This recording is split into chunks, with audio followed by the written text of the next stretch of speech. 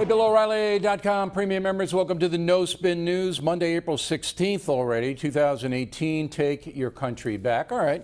So everybody's talking about the Comey interview last night. About 10 million Americans watched it. Country Music Awards beat it in the ratings, but 10 million, that's a good amount of people watching 2020. And Comey came across as, you know, a little petty, obviously despises President Trump for firing him. What I learned about from the interview was how political the Comey family is. His wife's daughters, big Hillary Clinton supporters, and I didn't know that. And also, we knew this last week that the FBI director did not inform President Trump at the time they were talking about the dossier that Hillary Clinton's people had paid for part of it. And when asked, why didn't you do that? That's a headline. And it seems to me any FBI director reporting to a president of the United States that his political opponent paid for smear stuff would have mentioned it. I mean, and Comey had no answer. Now, you can draw your own conclusions from that. I'm not in the business of speculating, as you know. But I think we know a little bit more about James Comey today than we did on Friday. And I think he is a person who is angry, and this book is personal. Now, if you read my message of the day, and I hope you did, there's a couple of things going forward, and that's what I want to do tonight, that are vital. So the first one is that if James Comey knew of any evidence that Donald Trump colluded with Russians, okay, during the campaign, he would have insinuated that. By innuendo, that would have been out. It would have been written in his book, and it would have been said to George Stephanopoulos. None of that was said. Now, Comey would have done it. You can do it a number of different ways. What Comey has done is implied that Trump may be frightened of Putin. And he goes back to my interview on Super Bowl Sunday 17 with President Trump talking about Putin. We'll do that tomorrow. It's kind of a sideline. But Comey did not say or imply in any way that the FBI had found any evidence that Donald Trump or his campaign colluded directly with the Russians. That is very, very important. The second thing, and this is really astounding, why isn't the Justice Department's Inspector General's report on Comey out? So they drop it, the Justice Department drops late Friday afternoon the fact that the assistant FBI director, Andrew McCabe, lied 4 times. Why are you putting it out on late Friday afternoon, Attorney General Sessions? Why? Why didn't you hold it till Monday? You knew the Comey interview was going to be on Sunday. You could have held that report till Monday and at least had competing scenarios. No, Sessions puts it out on Friday afternoon. That tells me Sessions is no friend to Donald Trump. And if the Inspector General of the Justice Department crushes Comey in his report, which he could, I'm not going to speculate because I don't know, but it's possible, investigating Hillary Clinton email and the collusion, Comey's done. His book evaporates. He evaporates. So where's the report? It's finished. They put out part of it on McCabe on Friday afternoon. Where's the rest of it? Attorney General Jeff Sessions. I'm asking you. So Donald Trump ought to know he does not have a friend running the Justice Department. Okay, that's number 2. 3 is, and this is down the line, but it's still very, very important, future presidential discussions. Anyone who gets elected president now has got to be ultra careful. I'd tape everything if I were president. In talking to any law enforcement officials that work for you, any cabinet members, because if you fire them, they'll write a book and smash you, trash you. So there's no more confidential discussions. I mean, the FBI chief shouldn't be writing this in a book, at least not now. This just shatters the ability of a president to get information on a one-on-one basis. Now you got to tape stuff, you got people there and all over the place. All right. That's Comey. Nothing big on Comey. It's Trump is the devil and I'm a good guy. That's Comey. But this is very important, and I have a really, really good guest coming up to address this. President Trump's personal assistant, Michael Cohen, not personal attorney, I should say, not assistant, personal attorney Michael Cohen, is in the middle of a giant court battle because the FBI raided his office and his home, took all kinds of documents. Now, President Trump is furious, Cohen's furious, and this is against attorney-client privilege, and already a California man not associated with Russian collusion or anything else has been outed by a leak, and his life has been harmed tremendously. A man that was dealing with Michael Cohen as his lawyer. So the raiders got this guy in California's stuff and leaked it. He's a big Republican fundraiser. It was about a woman and a payment. All of a sudden, this guy thought he had a confidential agreement. Bang, it's out in the press. This is really serious.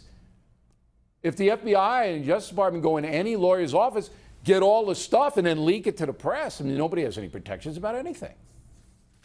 All right? I mean, this is so bad. Then the McClatchy News Service reports that an anonymous source tells it that Michael Cohen did indeed go to Prague a few months before the election and met with Russians. McClatchy prints it. If that's true, and Counselor Cohen denies it all day long, then everything changes. Because you can't have the president's personal lawyer secretly going to Prague and lying about it a few months before the election. Can't have it. So that is huge. But I will tell you, that McClatchy report, very little pickup. Very little pickup. And as I said on Friday, if that report is bogus, if that anonymous source lied to McClatchy, McClatchy's got to tell us who it is. That's the rule. Okay, so put up or shut up, McClatchy. Cohen says he wasn't there. Apparently Interpol doesn't know he was there, and they know everybody on a continent. So what do you got? But if Cohen did lie about this, game changer. Game changer. Now, President Trump's response to all of this, Comey and Cohen and Mueller, is not disciplined enough. All right? Calling Comey a sleazoid or whatever he's called him, it's not where you want to go. All right? You want to have your attorneys in very, very strong legal language lay out your case and lay out the national security implications. You realize the President of the United States hasn't had one day since he's been in office where his attention hasn't been diverted by charges of collusion or porn people. Not one day. Not one day. He's supposed to be representing we the people, working on the economy, working to protect us, working to improve the world. And not one day, it's every single day. So now, I mean, if President Trump gets the message on this newscast tonight, you got to be disciplined in your tweets now. Very, very fine, exact statements. Name calling, we're way beyond that. Let's bring in Joe diGenova. He was being considered to represent President Trump in all of this. He comes to us from Maryland. Now, you consistently have defended the president here. I want to start with Robert Mueller. Robert Mueller referred to the FBI certain information that allowed it to get a warrant to raid Michael Cohen's office. Did Robert Mueller, in your opinion, do anything wrong? Well, I don't think legally or ethically he did. He got rid of a matter that, according to him and the department, was unrelated to the Russian collusion investigation. And he has the authority, if he discovers activity which he believes involves a crime, to refer it to the appropriate U.S. Attorney's Office. And from the pleadings in the case, which the government filed, they say that they have been conducting a months-long investigation of Mr. Cohen. They say that many of the people that he works for are not legal clients, and they revealed something startling, that they have had him under electronic surveillance for months, including his emails. So whatever they've got up there, I agree with you, Bill, it's potentially very, very dangerous for everybody involved. Okay. So the federal government, the U.S. Attorney's Office in Manhattan, has been tapping Trump's personal lawyer and convinced the judge they have enough evidence that he did something wrong, illegal, that the judge signed a warrant that they could go in and take everything. But then within 12 hours, a man not associated with any of this has his life trashed because somebody leaked something to the press. Right. Would a judge take that into account when deciding if the federal government had overstepped its bounds? No, a judge would not. They would look at the four corners of the affidavit in support of the search warrant and determine whether or not it was proper. They might impose some sanctions, however, in the case for trashing this individual. There probably will be a leak investigation conducted by Maine Justice of that, and there can be sanctions against the person responsible, including being fired, just like McCabe was. He was fired for leaking information about a case. So the answer is it won't affect the search warrant, but it might get somebody fired. All right, but it's way, way down the line. Now, you've been critical of Mueller. You've been critical of Robert Mueller. So we hear the left primarily saying, well, he's a former FBI agent, he's a patriot, he's an honest man, he's conducting an investigation that's vital for the welfare of the country. You don't see it that way? No, I do not. First of all, the real culprit here is Rod Rosenstein, who appointed a special counsel where the law did not require one to be appointed. There was no basic crime. There was no criminal activity that Rosenstein identified, yet he appointed a special counsel as acting attorney general and gave him a broad mandate which did not describe any crime that had been committed. Mueller, once Mueller discovered that there was no Russian collusion, he should have shut down. He chose not to. My question is, why did Mueller not choose not to shut down when he had no reason to continue the investigation into the Russian aspect of this? And the answer to that is, I believe that Mueller and Rosenstein do not like Trump. I believe there's a personal animus. I believe that they are anti-Trumpers, and I believe that they want him removed from office, and I believe Rosenstein is in that crowd. So that extends to Comey as well, because Comey and Mueller are friends, and Comey, I guess, I don't know for a fact, but I guess Rosenstein and Comey are friends. But I know Mueller and Comey are. Did it strike you, as it struck me, that in this 5-hour interview with ABC, Comey did not say that he came up with any evidence about Russian collusion and the Trump campaign? Absolutely. Yes, it was startling that he never volunteered anything, didn't insinuate anything, as you indicated in your earlier opening monologue.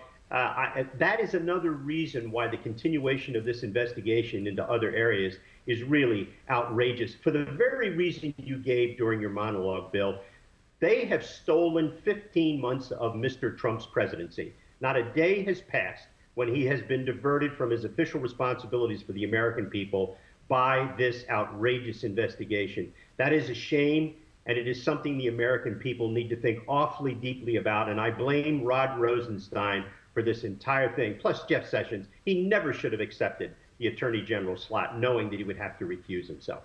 Do you agree with me that it is very strange that Attorney General Sessions has not released the Inspector General's report on Comey? Because that's what he was investigating, Comey and how the FBI looked at Hillary Clinton emails and Russian collusion. Yet that's still not released, and Sessions knows Comey's running all over the country, kicking the hell out of Donald Trump. The only reason I can think of for not releasing it, and it's the only one I can think of, is that they wanted to see what Comey had to say in his book and in his interview with ABC. Other than that, it should be released immediately, because the American people have a right to know whether or not the firing of Comey was not only justified, but that he basically took a dive in the Hillary Clinton case and remains, as far as I'm concerned, America's dirtiest cop. Now, that's a strong statement, Joe. I mean, Yes, it is. Comey has served his country for decades, and you're calling Yes. him a corrupt man. Now, I am. you got to back it up. Why do you believe James Comey is corrupt? Because, Bill, I've been a prosecutor, a U.S. attorney, an independent counsel, and a special counsel to the House of Representatives. When Comey says that no reasonable prosecutor would have brought a case against Hillary Clinton, he is lying. He is absolutely wrong. The case against Hillary Clinton was a case that should have been presented to a grand jury. There should have been search warrants. There should have been subpoenas. There should have been an indictment. In fact, anybody with an ounce of brains who's worked at the Department of Justice knows that Hillary Clinton broke the law, and everybody knows that James Comey purposely threw the case to protect her. And what you said earlier about the Comey family's political interest in Hillary Clinton makes it abundantly clear that Mr. Comey acted for political reasons, and I think he besmirched his office, and I think he besmirched the Department of Justice, and that's why I call him a dirty cop. Why then would he, 4 days before the vote, come out and say, we're reopening the case, we found new stuff that Hillary Clinton may have done? Why would he do that? I think you are dealing with one of the most bizarre, troubled individuals who has ever held the FBI director's office. Just think about it, Bill. Can you picture William Webster or Louis Freeh going on television the way he did last night and saying the things that he said about a president of the United States? He has, as you said in your monologue, probably for many years to come, destroyed the relationship between any president and the FBI. What a horrible, horrible thing for him to have done. That's just part of the, I see this animus that he has for President Trump affected his judgment. He didn't want Trump to be president. And I have believed for 2 years or more that there was a plot, a brazen plot to exonerate Hillary Clinton illegally, and if she lost, to frame Donald Trump with a crime. Every single thing we've seen plays out that theory. But you didn't answer my question. Why then would he go 4 days before the vote and raise the possibility that Hillary Clinton did do something wrong in the emails when he had exonerated her from legal repercussions in July? Why would he bring it back 4 days before the vote if he wanted her to win and wanted Trump out of the picture? I think that's a very good question. And again, as I said earlier, and I apologize if I wasn't clear, I think James Comey is one of the strangest people ever to hold that office.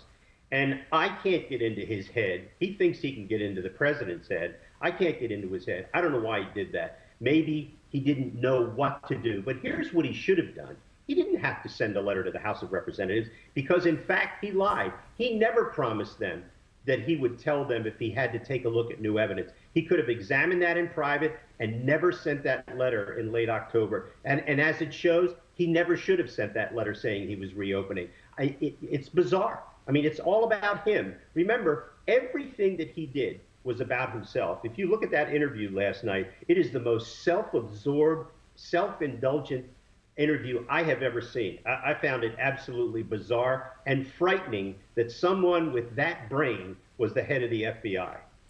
What role does the hate Trump media, which is about 80% of the national press, what role do they play in emboldening people like Robert Mueller, Rod Rosenstein, James Comey?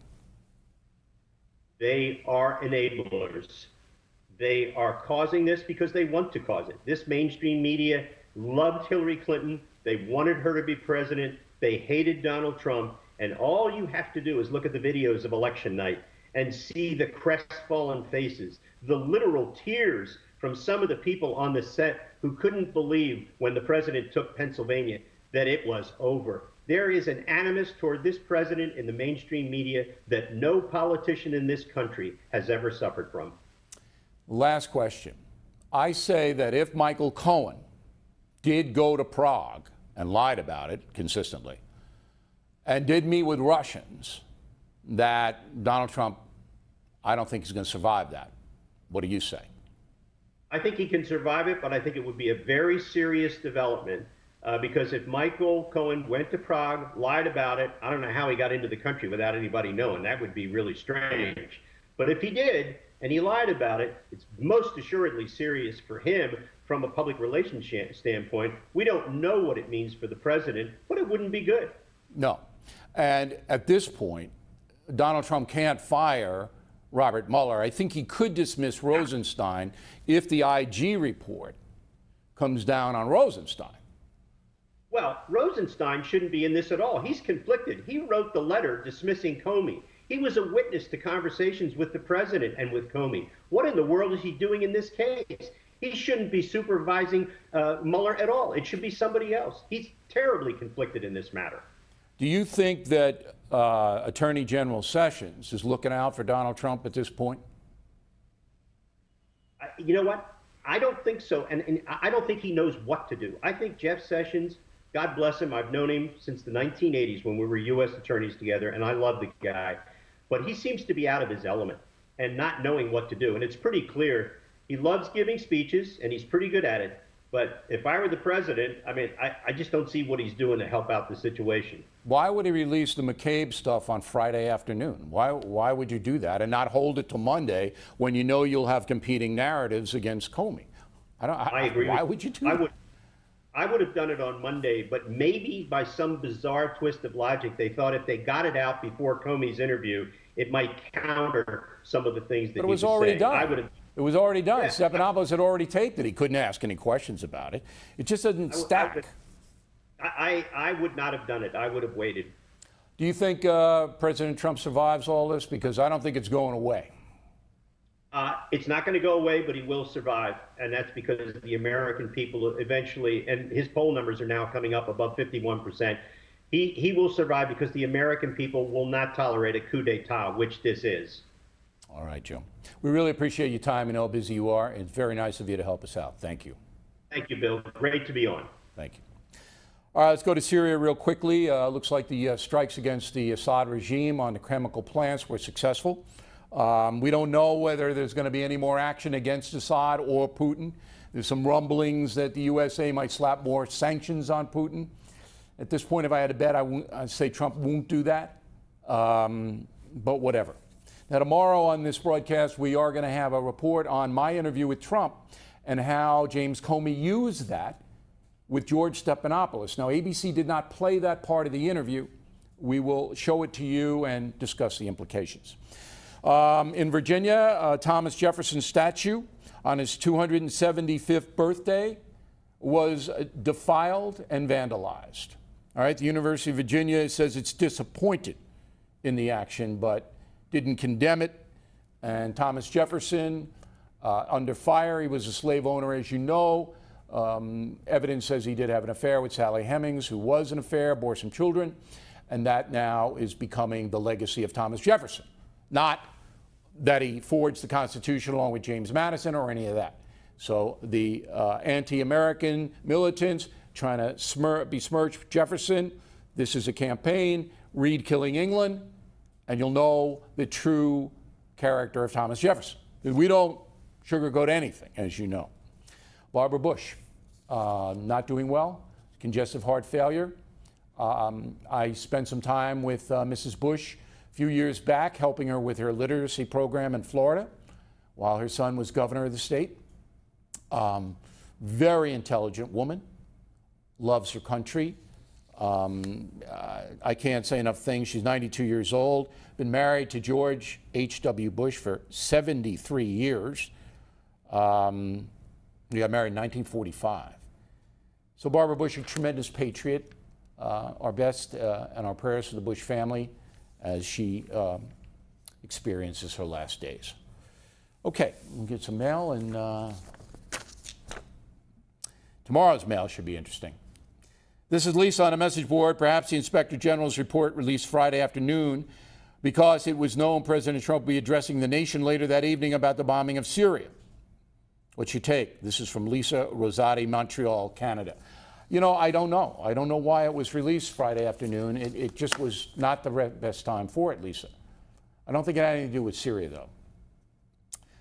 Parker Nathan on the message boards. Thank you for taking time out on Saturday to offer us your solid analysis on Syria and the Cohen raid. Your commentary is spot on. I haven't found anything on network or cable news to match it. Parker, I appreciate that. The commentary we did on Saturday special is posted. Everybody can see it. It's well worth watching, I think. Stephen, thank you very much for the special Saturday podcast. As soon as I heard we attacked Syria, I went to BillO'Reilly.com. I'm thankful to read you because you are the only source of news for me, and I'm grateful to have you. Well, thank you, Stephen. I appreciate that. Janet, Bill, we didn't hear this story about Michael Cohen going to Russia. Didn't we hear? Didn't we hear the story about Michael Cohen going to Russia several months ago? I thought he disputed this story then. He did. But now McClatchy News Service is saying, sources say he lied. That's why it's back in the news. Thomas Bolkar, if Michael Cohen in Prague story is true, and it obviously isn't proven yet, with no Second Amendment protection attached to a lie, who's supposed to go after the publication and the leaker? Well, the government should go after the leaker. McClatchy, I'll go after him. I mean, I'll not go after him, but I'll hold him accountable. I want to know who the source was if it's a lie. So I'll do it. But other people should do it too, but they don't care. Because if Cohen didn't go to Prague, it helps Trump. Wallace Baker, Indianapolis. Bill, you mentioned that Michael Cohen, if he did indeed visit Prague, that it's over for Donald Trump. Is there a federal law against visiting Prague? Come on, Wallace. You know, Michael Cohen and Trump are like this. Now, if Cohen lied about going to Prague to meet with Russians and Trump didn't know it, all right, I guess it's possible, but that opens up unbelievable doors where there'd have to be subpoenas and testimony under oath, and what a disaster that would be. If Mr. Cohen did not tell the truth, it's a disaster for President Trump. Paul McDonald, Sparks, Nevada. Should I be shocked Comey's personal ideology influenced his decision-making? No. Human beings are human beings. I mean, I try to be as fair as humanly possible here. And I try to tell you everything we know and how we know it.